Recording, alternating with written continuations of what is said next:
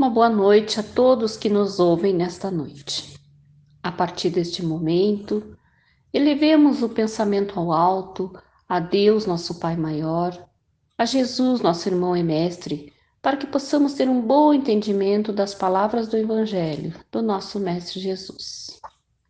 Dando continuidade ao capítulo 23, Estranha Moral, hoje os itens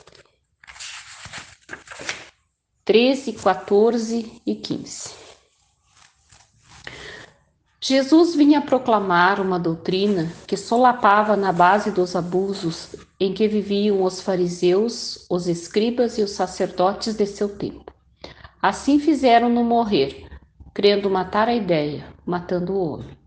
Mas a ideia sobreviveu, porque era verdadeira. Ela cresceu porque estava nos desígnios de Deus. Saída de uma obscura aldeia da Judéia, foi plantar sua bandeira na própria capital do mundo pagão, em face de seus inimigos mais enraivecidos, dos que mais tinham interesse em combatê-la, porque ela derrubava crenças seculares, as quais muitos mantinham mais por seus interesses do que por convicção. Ali, lutas mais terríveis esperavam seus apóstolos. Foram inumeráveis as vítimas, mas a ideia cresceu, sempre, e saiu triunfante, porque se sobrepunha como verdade às suas antecessoras. É de notar-se que o cristianismo chegou quando o paganismo estava em seu declínio e debatia-se contra as luzes da razão.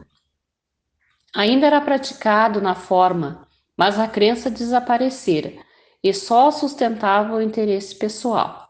Ora, o interesse é tenaz, nunca cede à evidência. Ele tanto mais se irrita, quanto mais os raciocínios que se lhe opõem são peremptórios, e quanto mais demonstram seu erro. O interesse sabe que está errado, mas não é isso que o afeta, pois a verdadeira fé não está em sua alma. O que mais teme é que a luz abra os olhos aos cegos. Esse erro lhe é proveitoso, por isso agarra-se a ele e o defende. Sócrates também não tinha trazido a público uma doutrina análoga, até certo ponto, a do Cristo, porque ela não prevaleceu em sua época, em meio a um dos povos mais inteligentes da terra? É que não chegara o tempo. Ele semeou numa terra não lavrada. O paganismo ainda não se desgastara. Cristo recebeu sua providencial missão no tempo apropriado. Os homens do tempo de Sócrates não estavam à altura das ideias cristãs, e muito faltava para tanto, mas havia uma maior aptidão geral para assimilá-la, pois começavam a sentir o vazio que as crenças vulgares deixavam na alma. Sócrates e Platão tinham aberto o caminho e predisposto os espíritos. Infelizmente, os adeptos da nova doutrina não se entenderam sobre a interpretação das palavras do mestre. A maior parte velada sob forma alegórica e figurada. Daí nascerem numerosas seitas desde o início, todas pretendendo possuir a verdade exclusiva, de modo que nem 18 séculos puderam conciliá-las, esquecendo o mais importante dos preceitos divinos, aquilo que Jesus tornara a pedra angular de seu edifício e a condição expressa da salvação, a caridade, a fraternidade e o amor ao próximo. Essas seitas tocavam anátemas e arremetiam-se umas contra as outras, as mais fortes esmagando as mais fracas, sufocando-as em sangue, em torturas e na chama das fogueiras. Os cristãos, vencedores do paganismo, de perseguidos, fizeram-se perseguidores. Foi com ferro e fogo que plantaram a cruz do Cordeiro sem mácula nos dois mundos.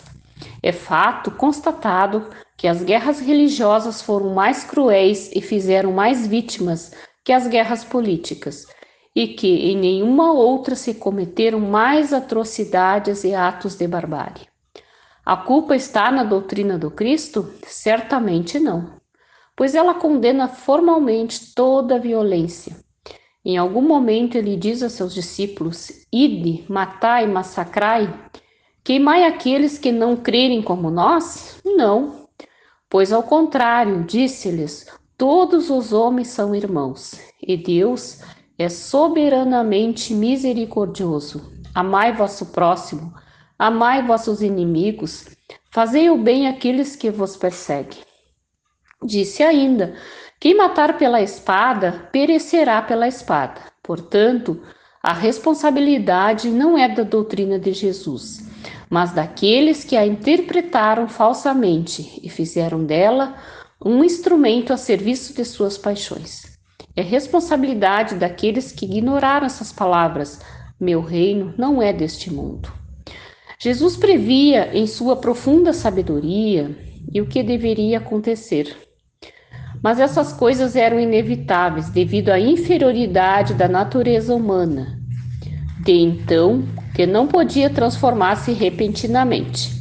Foi preciso que o cristianismo passasse por essa longa e cruel prova de 18 séculos para mostrar todo o seu poder.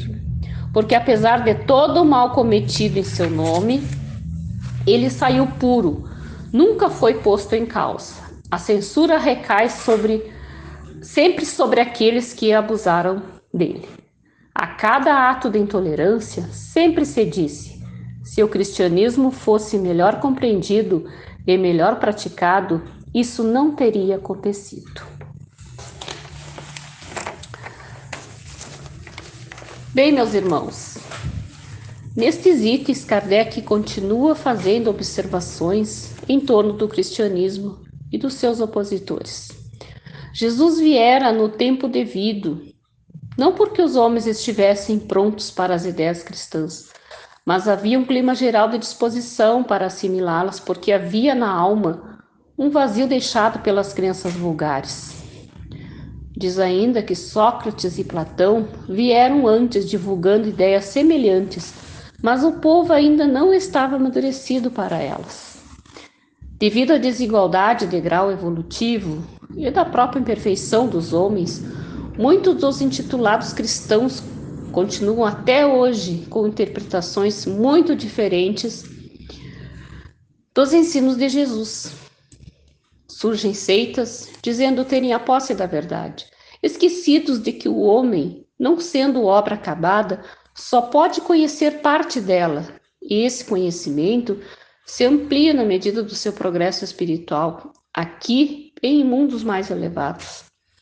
Infelizmente, os intitulados cristãos agiram entre si como os adeptos do paganismo, em lutas contra seus irmãos, por não terem entendido que a pedra angular do cristianismo é a caridade, é a fraternidade e o amor ao próximo, sem os quais ninguém conquista a libertação da vida material para viver a plena em planos espirituais elevados.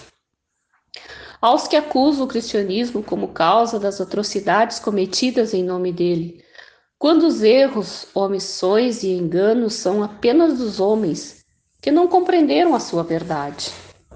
A doutrina de Jesus continua nos evangelhos, esperando que os interessados a estudem, a compreendam e a coloquem em prática no seu dia a dia, lutando contra suas imperfeições, demonstrando através do exemplo um verdadeiro cristão.